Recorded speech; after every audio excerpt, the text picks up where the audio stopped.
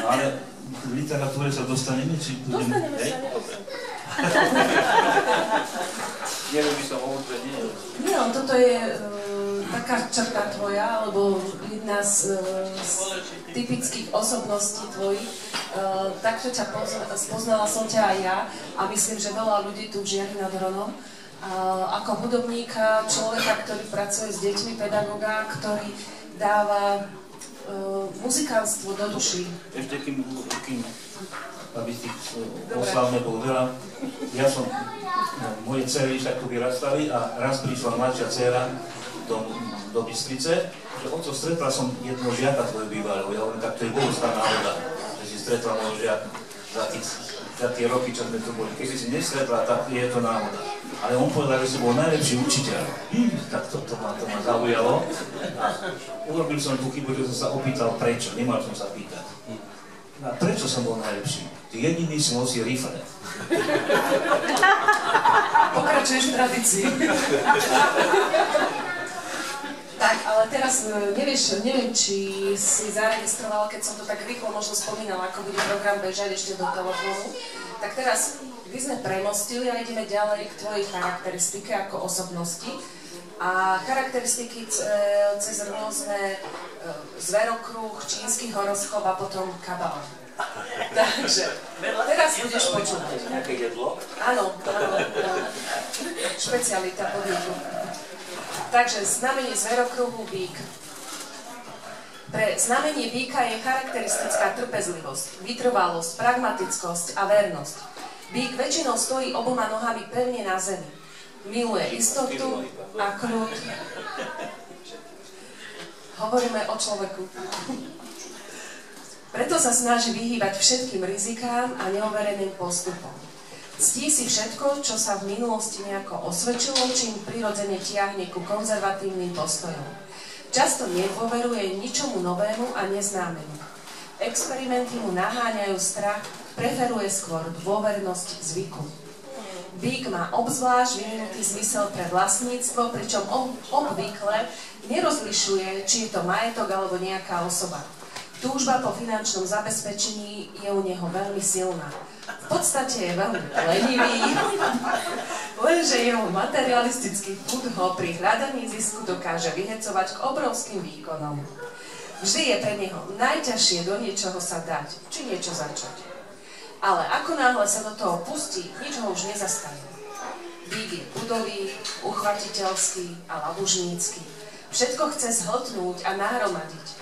Pocity, emócie, myšlienky. Svet je pre neho nádherná hostina, ktorú vychutnáva všetkými pórmi svojej bytosti. Velo Felix Bík. Nie, sedí tam, že sme leniví, to je jediné. Nie, tak. Ani 50%. Nechcem uraziť nikoho, ja neuznávam takéto veci. Je to všelijaké.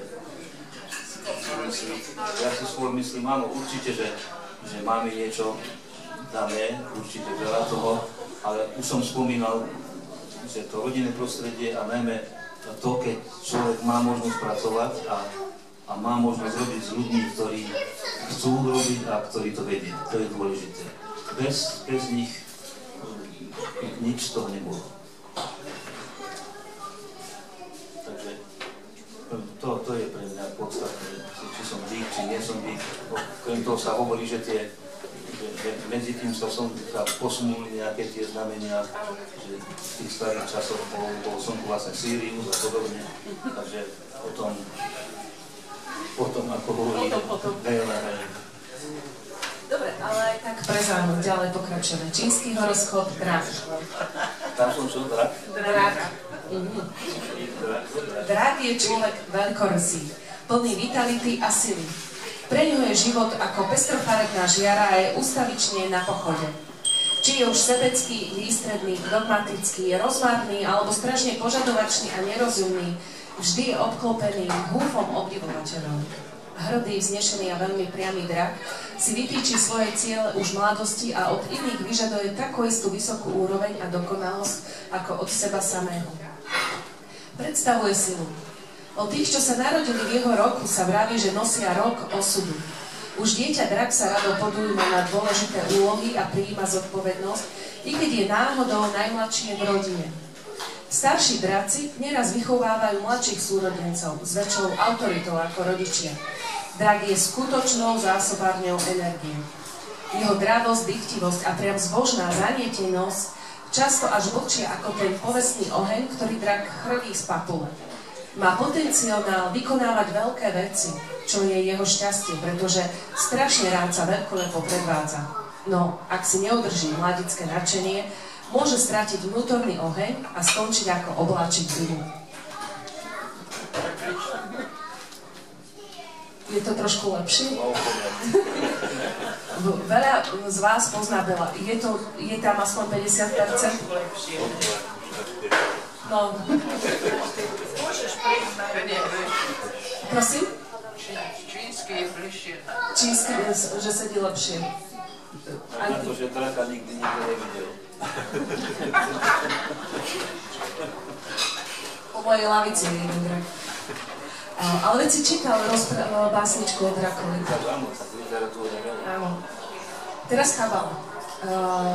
Neviem, či viete všetci, čo je to kabala. Kabala je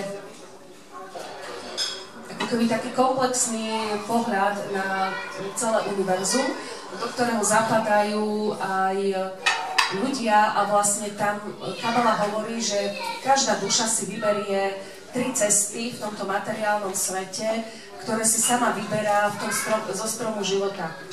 A tam sa dá, aj tam vlastne funguje napríklad aj krstné meno, ktoré máme, že nás silne ovplyvňuje, lebo každá hláska má tú svoju energetickú vibráciu a niečo znamená.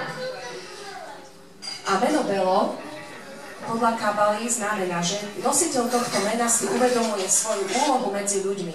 Úlohu prinášať svetlo Božie s čistou detskou otvorenosťou a láskou. V kabale tie 3 cesty, ktoré si vyberá duša, tak jedna je tzv. Cesta, ktorú dokonale ovláda, umenie, talent môžeme nazvať. To je cesta, ktorú akože žil už v minulých životoch, pretože tu sa... nesmieme zabúdať, že tu sa stále hovorí o reinkarnácii pri kabale. Nehovorí sa, že len o jednej možnosti v tomto živote. Takže tvoja cesta talentu alebo umenia, ktorú dokonale ovládaš, je to cesta číslo 10, čiže cesta experimentov, duchovných pohnútok, určitý tréning intuície, ty vieš, máš dobrú intuíciu a vieš, že všetko je možné. To znamená, že títo ľudia používajú svoju intuíciu a konajú spontánne. Vedia, kedy majú opustiť staré veci a prejsť na nové. Čo je pre nich vlastne odmenujúca energia uvedomenia si to. Toto je talent, ktorý ty ovládaš. No dobre, znie to pekne, ale s tým Belom to bolo úplne inak. Ja som sa narodil v období slovenského štátu a moja mama mala maďarskú národnosť, starý otec, stará mama hovorí maďarsky a môj krstný otec bol Béla. Druhá otcová sestra mala manžela, ktorý sa volal Vojtech. A keďže ja som bol porodník, tak každý presadzoval to svoje. Otec ako uvedomili slovenský učiteľ vydal nové meno, ktoré bolo poslovenčené české, alebo teda maďarské, Belo. A výsledok bol ten, že jeden z nich ma volal Bela a druhý ma volal Vojto. Toto je pravda o mojom mene. Žiadne vznešené veci okolo toho. My hovoríme o frekvencii hlasu. Takže východzia cesta, čiže tá prvá cesta, ktorá je od narodenia, zhruba u teba bola do roku 28, plus minus 1 rok hore-dole, vtedy sa väčšinou niečo dôležité v živote človeka udeje. Čiže východzia cesta je číslo 8, ktorú si už mal ako učebný proces, čiže si sa to mal učiť a znamená naučiť sa energie vedomej dôvery, čiže učiť sa dôverovať, či už Boha alebo univerzum to nazveme, totiž nech robí čokoľvek, tebe vždy ako zhora príde a bude prihrané na gól do brány, čiže učíš sa ako keby božskej dôvere, čiže seba dôvere a dôvere v sveta. To bolo od toho narodenia zhruba plus minus 28 rokov, 1 rok hore dole. Potom nastáva, hlavnú úlohu má cesta číslo 11. To je energia uvedomenia spirituálnej sily. Čiže učíš sa tu svoje kreatívne nápady uvádzať do praxe. Učíš sa spoznávať to, že úspech je, keď sa niečo hýbe dopredu, úroda je toho výsledkom. A popri tom ako keby nachádzaš 4 elementy. Vzduch, ktorý symbolizuje myšlienku, logos, nápad, na začiatku bol duch, oheň, ktorý symbolizuje nadšenie, lásku zo srdca, aktivitu alebo ohnivú silu srdca, voda, to je ako keby to božské požehnanie k tomu, a zem, uskutočnenie, zmaterializovanie. Čiže toto je, keď si tak zoberiem ten tvoj život skladateľský, tak ako keby si to práve naplňal a učíš sa to. Mňa by zaujímalo, či v týchto horoskopoch existujú aj také záporní ľudia nejaké. Keď to počúva, tak všetci sme vynikajúci, tvoriví, ja neviem, aký, ale... Môžeme to nechať túto. Akože je aj negatívna stránka, keď sa to človek učí, že má kvázi, by sme to hodnotili z negatíva, ale to, čo som čítala negatívu, o tebe to nesedlo, tak dovolila som si vybrať to pozitívne. Tak, čiže ideme ďalej na literatúru.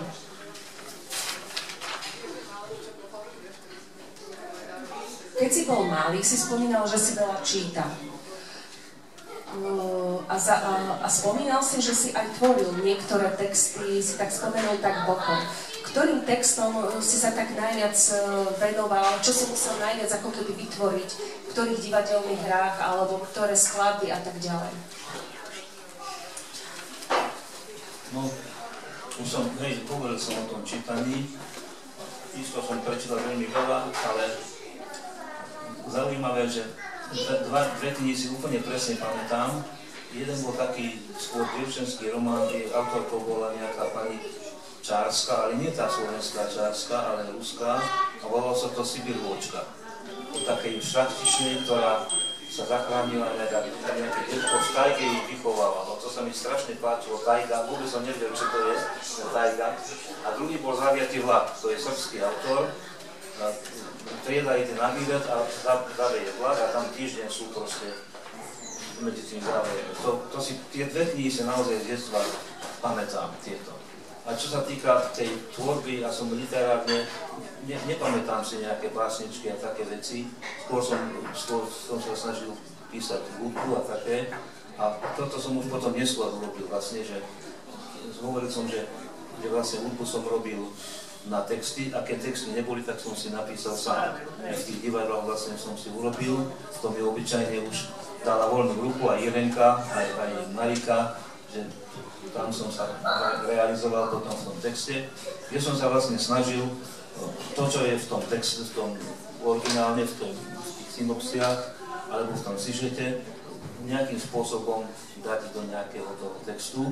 Pritom samozrejme necítim sa básnik, pretože to je príliš výnimočné niečo, ale snažil som sa uplatniť všetko, čo ako slovenčinár o tom viem, aby to malo rím, aby to malo metaforu a rytmus správny, ktorý bol, čo potom som sa to snažil udobiť. A nepamätám, síce mám, myslím, nejaký taký scenár, čo som urobil, ale väčšinou som to robil vlastne v spolupráci s niekým ďalším, kde som prispieval svojimi vecami, ale hlavne v tomto oblasti textov, že som sa snažil robiť texty. No a až teraz je možno výnimka, to je úplne najnovšie, čo mám. Zase ma inšpiroval Žáček a básničky o mačičkách, a bola sa to Kočičí písne, a tam som napísal celý príbeh. V Čechách by sa to malo premiérovať. Celú rozprávku som napísal takú, a tam sú umiestnené aj tie texty s tými pesničkami. Takže som napísal taký spojovací text a ešte, pokiaľ niekto pozná učebnice pre prvý stupeň, tak som vlastne zhudobnil predstavu výtvarnejších Katky Lucinkevičovej, ktorá vymyslela také figurky mopkovia sa volajú, a ja som vymyslel príbehy tak, aby pre deti bolo vlastne oboznamovanie s hudbou hra, aby to bola hra. Takže tí mopkovia vlastne cestujú, hľadajú nejaké veci, komponujú pesničky, tancujú a podobne. A na to som vymyslel tie príbehy a tie texty. Máme pripravené, myslím, že len 2 texty. To je z inscenácie Snehová kráľovna. Ale doniesla som scenáre, tak ako boli zakladané, archivované u nás v škole, o Bohatom a Vrabčiakov. Mohla by som ťa potom poprosiť, že by si tam aj tiež našiel tvoje texty, ktoré by dievčatá prečítali, alebo prečítaš to ty, alebo zaspievaš rovno. Čo máte, brate? Som presne trápil, prizvám sa. Pieseň o ceste. Možno nemá konca táto cesta. Nevieš už, čo dosiahnuť si chcel. Stále nové tváre, nové mesta. Kde je cieľ? Blúdiš slepý v hluchom svete. Ticha nezlepíš, čo roztrhlo zaraz chlad nás delí. Nezáujem pýcha skrytá v nás. Na dosah rúk a predsa v inom svete. Neznáme, známe, pomene, ľadové núka brány otvorené, studené srdce, lásky zbavené. Tisíce liek, tam svetlo letí, asi vzdialené blízke, kto vie. Spútaný svet za hradbou lesklej krásy, kde srdce chladom bez lásky odumrie. Pieseň o zabúdaní. Záhrada plná kvetov, jarnej, jesennej, jeden však chýba. Nie dno, skrytý je do zeme, v tom kvete drieme pamäť. Pichliačik zakliatý, ak iným sadneš na lep, pamäť sa vytráti. V záhrade všetko spieva, nechce sa do sveta rúža, tam miesto nemá, rúža si pamätá. Je vôňa, ktorá smrdí, zabíja láskavosť. Ochráň sa, dievča ľudí, čo ťa chcú vlastniť, ako pes svoju kosť. V záhrade všetko spieva, nechce sa do sveta, rúža tam miesto nemá. Rúža si pamätá, rúža si pamätá.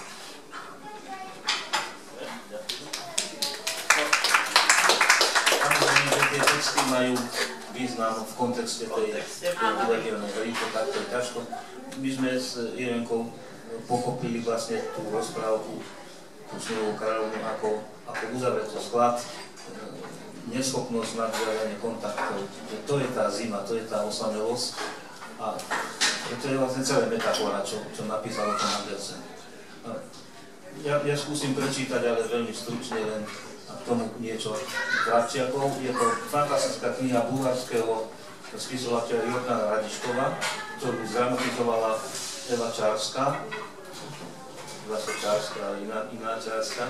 A ja som to ako dostal do ruky a urobil som z toho potom scenár taký hudobný.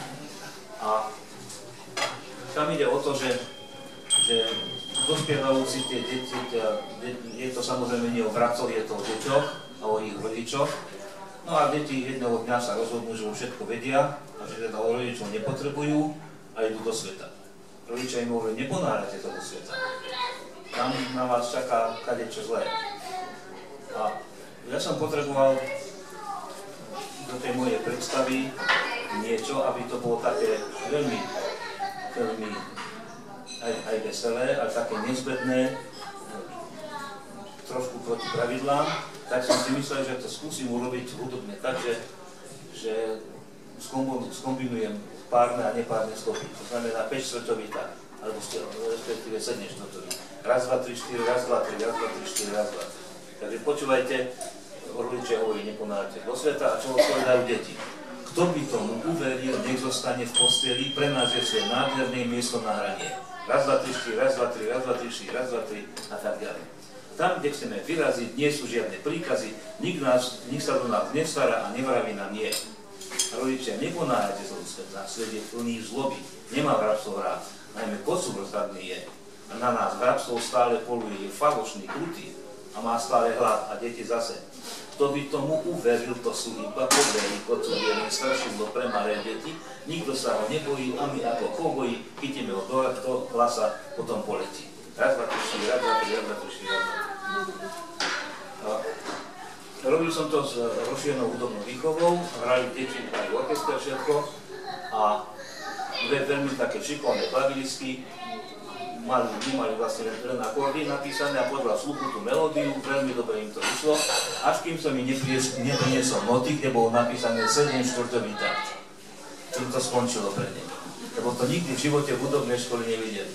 Chudenci nevedeli sa dopočítať, pretože oni to kapali raz, dva, tri, štyri, raz, dva, tri, raz, dva, tri, štyri, raz, dva, tri, raz, tak ďalej.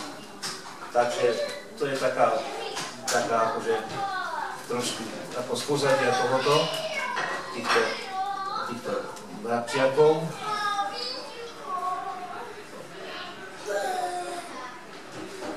Bola to krásna práca a toto som urobil ja celý ten. V podstate aj ten príbeh už bol. Jorna Radičkou a Eva Čarská ho trošku zosekala, ale ona tam mala asi 8 bratcov rôznych, tak ja som to musel zosekať a menej ešte. Teraz kocúra som mal jedného výborné dievča, violončelom, si predstavte, že kocúr chodil s violončelom, to bolo úplne fantastické, no ale potom odišiel zo školy, tak ostali mi dvaja takí, čo sa na nič nehodili, tak tí boli kocúry, takže som potom musel prerábať, mal som 2 kocúrov, ale napokon to bolo celkom dobré. No a len takú zaujímavú, že vlastne my sme to robili čisto ako školské predstavenie, ale na jednom seminári pre učiteľov to videl metodík okresný a hneď povedal, že toto musí ísť na krajskú prehliadku do Rimavskej Soboty. No tak dobre, išlo to, ešte som sa dohodol s jedným choreografom, lebo ja som to rabí, čo sa týka pohybu a tanca a takýchto vecí. Tak sme to nejako urobili a prišiel autobus a ja som teraz videl, že je zle. Deti prichádzali, chlapci v takých tesilových oblečkoch, dievčatá v takých šatočkách pozapínané. A aj ten kocúr prišiel s takým veľkým overalom čiernym, s takým chvostom, s drôtom.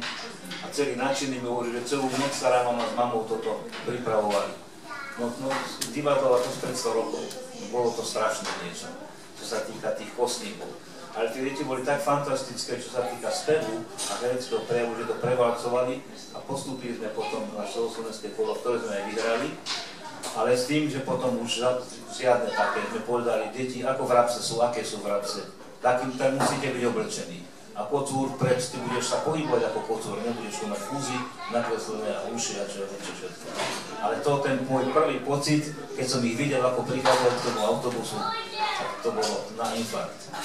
Ale nemohol som povedať, vieš toto za nič nestojí, čo ste videli. To neexistuje. To nadšenie, ktoré bolo. Lebo nikdy sme to nerobili takto. Vždy sme to robili ako v triede. Nikdy to nemalo ambície dostať to na nejakú tú scénu. Čo si robil s tými deťmi v Bystrici? Bystrici. Samozrejme, kto máte otázky, kľudne sa pýtajte. Belo veľmi rád odpovie.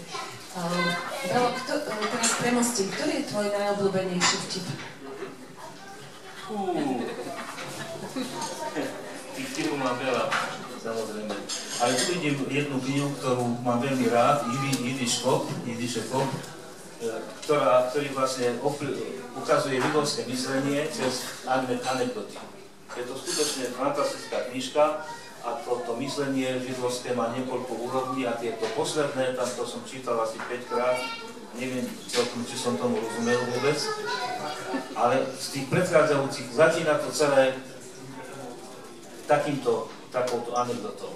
Umiera rabi, obľúbený, všetci ho majú radi, je na smrteľnej posteli, okolo neho rodina, najbližšie jeho žiaci, tí ďalší žiaci sú v predizbe, tí obdivovateľia sú na dvore a tí ďalší okolo domu všetci čakajú, čo povie rabi ako posledné slova.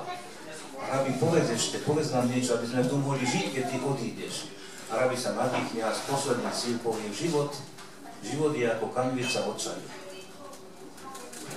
Namyslia, táto múdrosť ide ďalej na dvor, do mesta, všetci a nakoniec jeden sa popýta, prečo? Tak to ide naspäť a naozaj Rabi už modria, už nemôže dýchať, a ten jeho žiak boli, Rabi, povedz nám pre Boha živého, prečo je život ako kanvica od čaju? A Rabi sa nadýchne a naozaj posledným dýchom povie, no tak teda nie. A potom to rozberajú teda, že aký sme naozaj, skúste si povedať, že koľkokrát veríme všetkým heslám, všetkým sloganom, všetkému možnému, len preto, že to povedal niekto významný, niekto maký, všelijaký.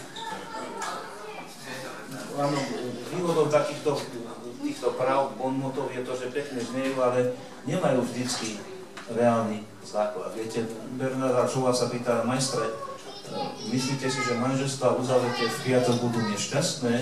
A Šov hovorí, prečo by piatok mal byť výnimka? A ešte teraz chcela, isto poznáte, nebudem vás urážať tým, že nepoznáte Bernarda Šova, ktorý posiaľ ovládam všetko, čo sa dá dosiahnuť za literatúru, Nobelovú cenu, všelijaké ceny, bol vymenovaný za lorda, čo v Anglicku sa veľmi nosí. A pýtali sa ho novinári, majstre, čo považujete za najväčší úspech vo svojom živote? A všetci čakali Nobelovú cenu, alebo tá literárne, že bola podobne. A on tak sa zamyslel a hovorí, no, myslím, že najväčšiu poklonu som dostal od jedného škóta, ktorý mi povedal, pán Šov, vaša posledná kniha sa mi tak páčila, že som si ju skoro kúpil. Možno povedať, že to je taký odprídený. Belo, si v podstate známy tým, že si veľmi aktívny človek. Na poli pedagogickom, hudobnom a aké ešte rôzne aktivity ty robíš na to dneš?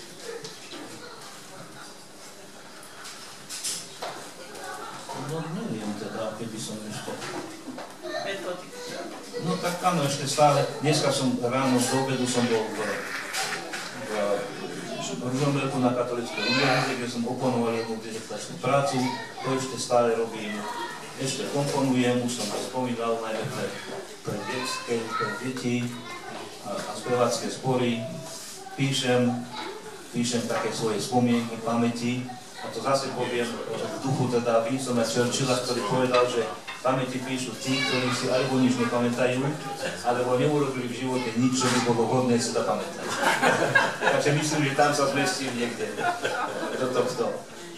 No, ešte komponujem, mám 75-ke mi kúpili, 75-ke mi kúpili, celá rodina sa poskladala. Kúpili mi synťák, taký moderný, tak do toho sa snažím. Píšem na počítači, hodne noty píšem. A týmto sa venujem. No. Mojou veľkou láskou bolo horolezeckého turistika, ale teraz už aj manželka má problémy s klobami. A ja mám zdravotné, tak už teraz skôr len tak, že v televízii si to pozrieť, alebo z okna máme krásny výhľad, na hryby chodí a tak všetko to ma odchádza. Ale také tie hobby, ako že by som bol ako napríklad Maritin manželpista, ktorý vedel všetko spraviť, tak ja skôr viem o tom rozprávať a robiť to veľmi nie. Takže nemám také ako dneska, že všetci varia napríklad, tak to na to nedostanete. Takže myslím, že aj napriek tomu, že doslova. No a samozrejme, že stále mojim koníčkom čítanie, počúvanie hudby, toto však stále to. Počúvanie hudby to je činnosť, ktorá je strašne náročná na čas. Pokiaľ knižku môžete prelistovať, tá hudba sa nedá tak prelistovať, že si tak posúvame, len to celkom nejde. Toto dobre to nejde. Technicky by to išlo, že keď chcem vypočuť symfóniu nejakú, tak musím tú hodinu alebo pri romantickej symfónii a hodinu jednoducho nič nerobiť, len počúvať. Takže to sú moje také hobby, by som povedal. No a stále, čo mám tie knihy, tak to mám okolo seba a stále si otvorím si niečo. Našťastie si nepamätám, už som to hovoril, takže žasnem, že čo zase objavím z tých kníh. Tak. Máš momentálne momentálne nejakú knižku rozčítanú? Viete čo, teraz som objavil, tu aj chalani, tu vidím, že určite všetci sme mali obdobie, keď sme objavovali hrdinou, aj Rodotapsi, hoci je to popresnutá literatúra. Verne, to bol našim, aj môj, teda už som spomínal, Karol May, takisto, kto by to nečítal, dievčatá zase mali iné. Potom prišlo obdobie, dajme to, romantických vecí. Potom, ja som zažil do obdobie 60 rokov, začiatku na Voline v Bučoviciach, kde mali fantastickú knižnicu a vtedy začal vychádzať u nás, Albert Camus, potom Franz Kafka, Sartre a títo. Nikdy som to nečítal, jednoducho to som otváral oči. Áno, Findera nám o tom hovoril, keď to existuje také, ale ani tam nebolo času to čítať. To bolo také obdobie potom. Na skúškach som hovoril som eseje, mal som, viem si pamätám na svetovú literatúru, som prečítal 3500 strán esejí, životopisov a podobne. Vôbec nie, ani ma neskúšal ten profesor Pálkovič, ten bol ešte len odborný asistent, ale sme sa rozprávali o literatúre a mňa vtedy zaujala kniha o francúzskej literatúre, ktorú napísal môj menovec Joseph Felix. To ma veľmi zaujalo, že Felix, ale žiadna rodina nie sme nič. Cesty k Vertým sa to volalo. O Limburgovi, o Verlaine, potom Preklesy vlastný, to meno francúzsky. No, skrátka o týchto, a jeho to zaujalo, toho profesora, tak sme sa mu o tomto bavili. Vôbec nie o otázke, ktorú mi položil v takýchto veciach. Takže mal som také obdobie, že naozaj som čítal len takú. Mal som obdobie detektívov, mám asi 20 v garáži sú, teraz momentálne, lebo sa mi nezmestia už knihy doma. No potom poézia prišla vlastne s tými textami. Však, že som aj tu bolo, ak si pamätáte, niektorí možno mali sme také divadlo poézie sa robilo, Dáša Benčová to robila, Viktor Rumon a Bivo Hradel, kde vlastne som hral scénickú hudbu, čiže som si prečítal tie básne, som sa k tomu tak dostal, tej poézii a doteraz mám aj, to je také sviatočné čítanie, musím povedať. Teraz, aby si trošku oddychol, opäť pristúpime k ukážkám. Sú to posledné ukážky z našej strany pripravené, a to už spomínaní autori František Večko, Červené víno, a ako druhý zaznie Sartre, a to z poviedky z Herostratosu.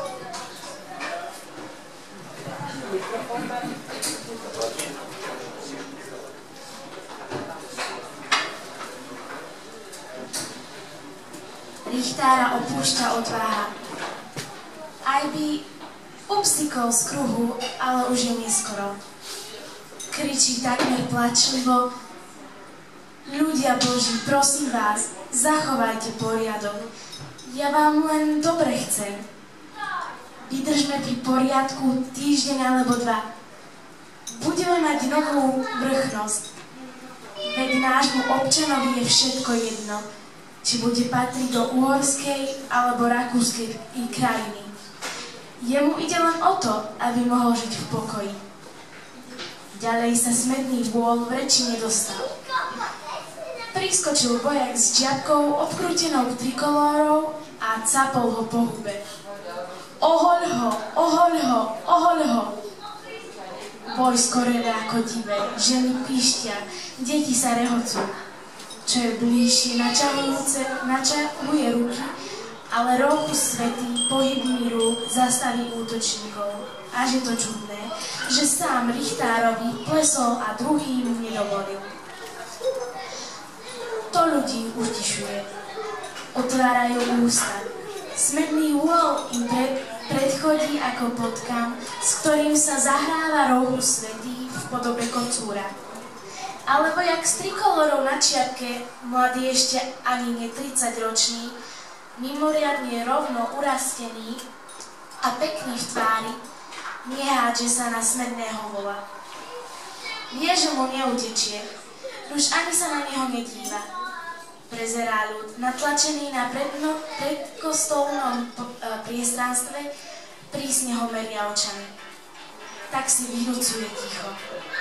A keď už pozornosť ľudu je napätá na prasknutie, otvorí ústa a kričí, až zalieha do uší. Tento váš richtár povedal, že vám je jedno, či budete patriť do uhorskej alebo rakúskej krajiny. To je somár, aby ste vedeli. A Rochus plesne potkana znova po ústach. Ohoľ ho, skandujú vojaci a ľud sa prehýba od smiechu. Ticho, kričí vojak s trikolórou na čiapke. Nebudem patriť ani do uhorskej, ani do rakúskej krajiny, ale do Československej republiky. Ja som prišiel z Moravy od Československého vojska, aby som vám to oznámil. V tom, od misijného kríža, kde stojí vlčodínsky učiteľ so svojou nidelnou školou, ozvú sa prvé tóny velebnej piesne. Klobúky a čiapky letia dolu z hlav, zelenomešťania najprv počúvajú, no pridávajú sa aj oni. Rochus svätý a za ním všetci vojaci vypínajú sa ako struny a salutujú. Kto nevie slova, aspoň nôtu vyťahuje. Hej Slováci, ešte naša slovenská reč žije, dokiaľ naše verné srdce za náš národ bije. Žije duch slovenský, bude žiť na veky. Hrad a peklo, márne vaše proti nám sú v svätí. Rochus svätý, sníme si z hlavy čiapku, vyhodí ju pred seba do výšky. Potom vytrhne z tašky revolver, vystrelí a velí cukspírským revom. Ale soldante, auch mein Kommando, na slávu Československej republiky. Dreimal hurá, hurá, hurá, hurá. Je to chvíľa taká ukrutne silná, že prítomným ľuďom beží mráz po chrbtoch.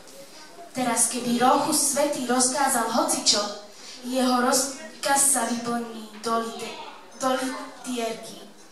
A on vie, čo má rozkázať. Je príliš veľký cudár, aby mohol zakončiť zhromaždenie len tak na sucho. Rozkazuje chytajúc smedného vola za rameno. Vojaci za mnou, na oldomášku smednému volovi.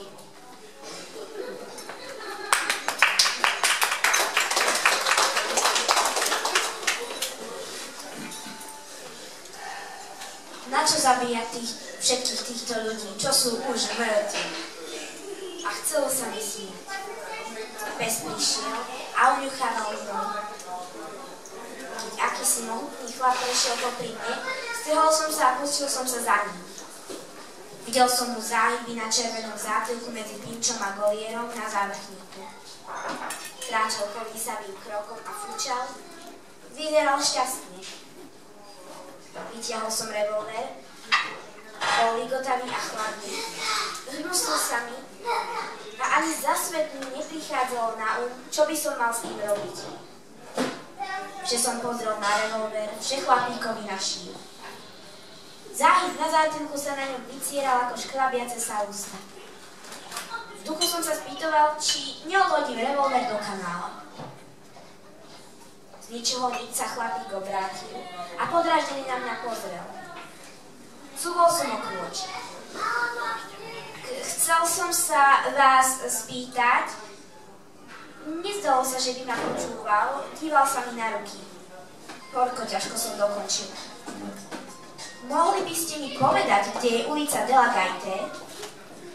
Tvár mal širokú, pery sa mu triasli. Neodpovedal. Vystrel ruku pred seba. Ustúpil som ešte o krok a vravel som mu. Chcel by som... V tej chvíli som vedel, že začnem revať. A nechcel som... Pustil som mu 3 guľky do brucha. S ohľúbeným výrazom klesol na kolena a hlava mu odkvasla na ľavé plece. Sviňa, povedal som mu. Sviňa hnusná! Pustil som sa do behu. Počul som ho chrčať. Počul som aj výkriky a dupot za sebou. Niekto sa spýtoval, Čo je? Bijú sa? A hneď na to výkriky. Chyťte vraha! Chyťte vraha! Ani som si nemyslel, že sa tie výkriky týkajú mňa. Ale zdali sa mi hrôzostrašné ako v detstve hasičská siréna. Hrôzostrašné a trochu smiešné. Utekal som, ako som vládal. No urobil som neodpustiteľnú chybu. Miesto, aby som bežal hore Odeskou ulicou na bulvár Edgar Quinet, zamieril som k bulváru Montparnasse.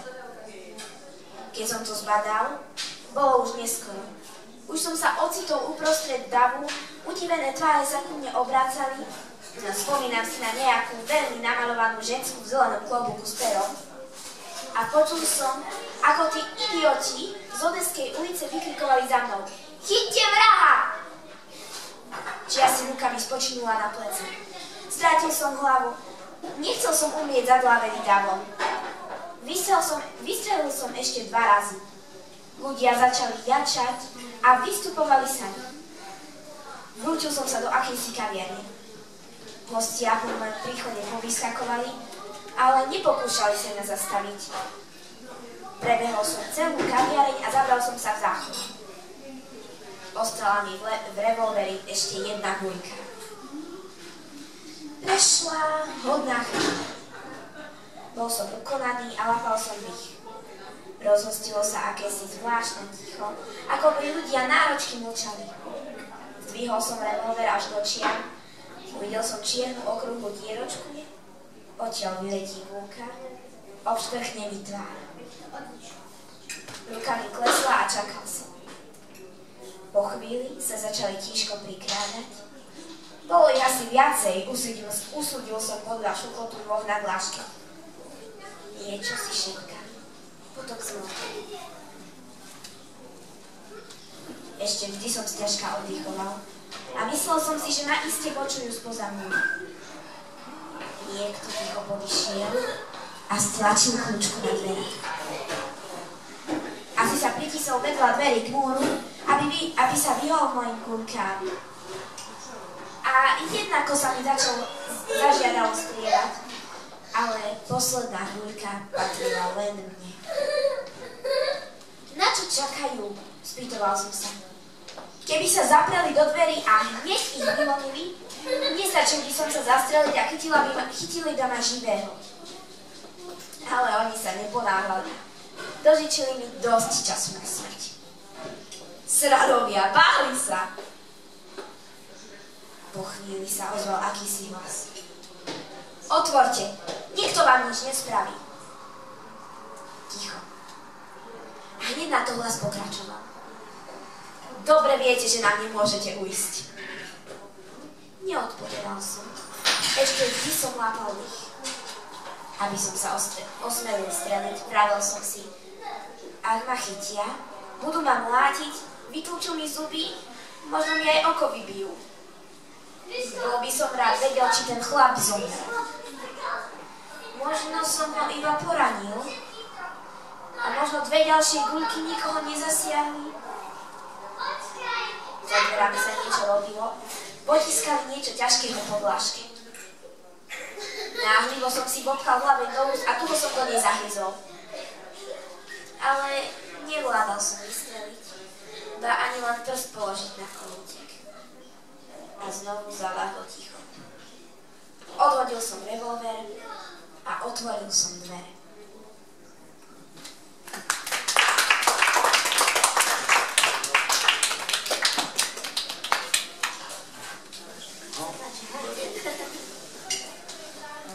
Spomínal si, že základ poliedky, táto vyzerá dosť chmúrne alebo ťažko.